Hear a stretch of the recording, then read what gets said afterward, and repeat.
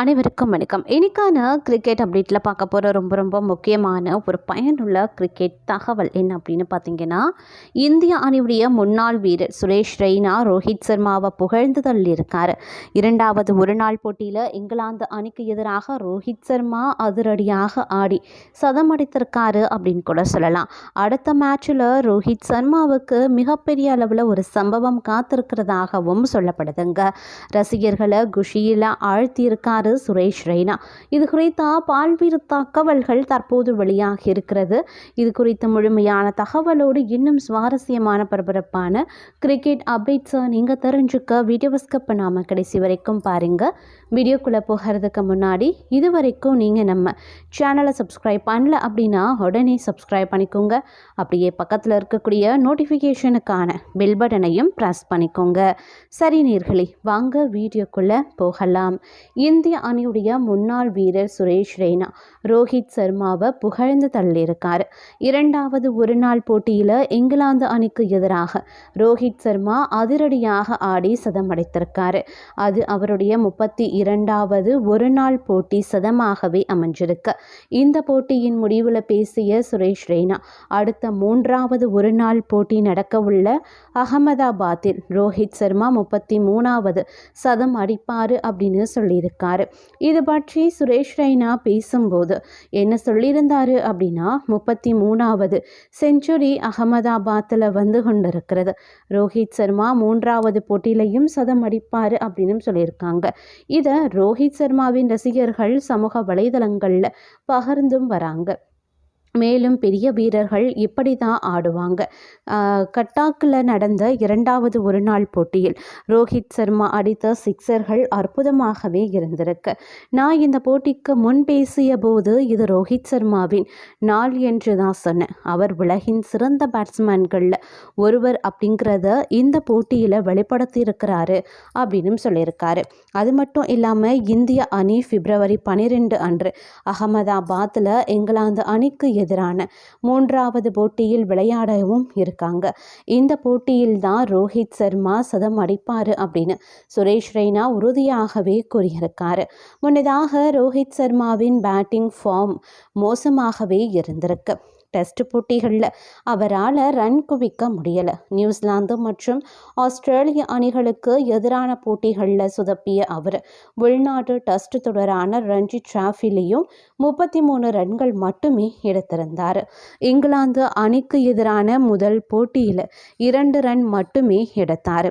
இந்த நிலையில தான் இரண்டாவது ஒருநாள் போட்டியில் அதிரடியாக ஆடி 119 ரன்கள் குவித்திருந்தார். இந்த போட்டியில் இங்கிலாந்து அணி 304 ரன்கள் எடுத்த நிலையில் இந்திய அணி ரோஹித் சர்மா 90 பந்துகளில் 119 ரன்கள் எடுத்து அரங்கத்தை அதிர வைத்திருக்காரு. அவரது ஆட்டத்தால் இந்திய அணி எளிதாக வெற்றி பெற்றது அப்படின்னு கூட சொல்லலாம். அது மட்டும் இல்லாமல் மற்றொரு புறம் பார்த்தோம் அப்படின்னா, உலகத்தரமான வீரரை நம்ப வைத்து ஏமாற்றலாமா அப்படிங்கிற ஒரு கேள்வி தற்போது கிரிக்கெட் வட்டாரத்தில் எழுந்து வந்துட்டுருக்கு அப்படின்னு தாங்க சொல்லணும். அதாவது 2025 சாம்பியன்ஸ் டிராஃபி தொடருக்கான இந்திய அணியை PCCI நேற்று அறிவித்திருந்தாங்க. இந்த அணியில் யஷ்வி ஜெய்ஸ்வால் நீக்கப்பட்டும் இருந்தார். முதல்ல அறிவிக்கப்பட்டிருந்த சாம்பியன்ஸ் டிராஃபி தொடருக்கான 15 வீரர்கள் கொண்ட அணியில் அவர் இடம் பிடித்திருந்தார். ஆனால் தற்போது அவர் அணியில் இருந்து நீக்கியும் இருக்காங்க. இந்திய அணி நிர்வாகம் ஜெய்ஸ்வாலை கடந்த 2 வாரங்களாக மோசமாக நடத்துவதாக ரசிகர்கள் விமர்சனமும் செய்து வந்துட்டு இருந்தாங்க. இதற்கு முன் ஜெய்ஸ்வால் டெஸ்ட் மற்றும் T20 அணியில் மட்டுமே இடம் பிடித்திருந்தார். ஒரு நாள் அணியில் அவர் இதுவரைக்கும் விளையாடியது கிடையாது. டெஸ்ட் அணியில் அடுத்த பெரிய நட்சத்திர வீரர் அப்படின்னு பல நாடுகளைச் சேர்ந்த ஜம்பவான்களும் அவரை பற்றி பேசியும் இருந்தாங்க. இந்த நிலையில தான் சாம்பியன்ஸ் டிராஃபி தொடருக்கான ஒரு நாள் அணியில் அவரை சேர்த்தது PCCI. இதற்கு காரணம் பயிற்சியாளர் கௌதம் கம்பீர் மற்றும் கேப்டன் ரோஹித் சர்மாவின் ஆலோசனைகள் தான் அப்படின்னு சொல்லப்படுது. அவர்கள் அவரை துவக்க வீரராக பயன்படுத்த விரும்பியிருக்காங்க. ஆனால் அதை செஞ்சால் அணியுடைய பேட்டிங் வரிசையில் பல்வேறு மாற்றங்களை செய்ய வேண்டி இருக்கும் அப்படிங்கிற அப்படிங்கிற நிலையும் இருந்திருக்கு.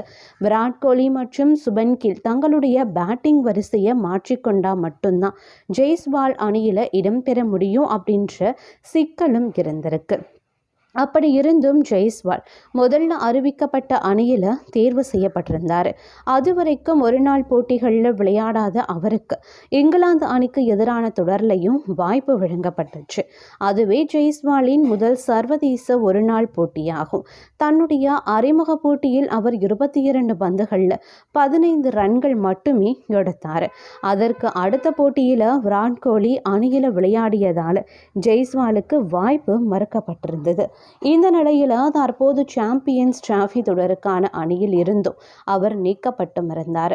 சாம்பியன்ஸ் டிராஃபி தொடருக்கான ரிசர்வ் வீரராக கூட அவர் அறிவிக்கப்படலை. ஜெய்ஸ்வாலுக்கு பதிலாக சுழற்பந்து வீச்சாளர் வருண் சக்கரவர்த்தி அணியில் தேர்வு செய்யப்பட்டும் இருந்தார். ஒருவேளை ஜெய்ஸ்வாலுக்கு பதிலாக மிடில் ஆர்டர் பேட்ஸ்மேன் அல்லது ஒரு ஆல்ரவுண்டரை தேர்வு செய்திருந்தா கூட அந்த தேர்வை நியாயப்படுத்த முடியும்.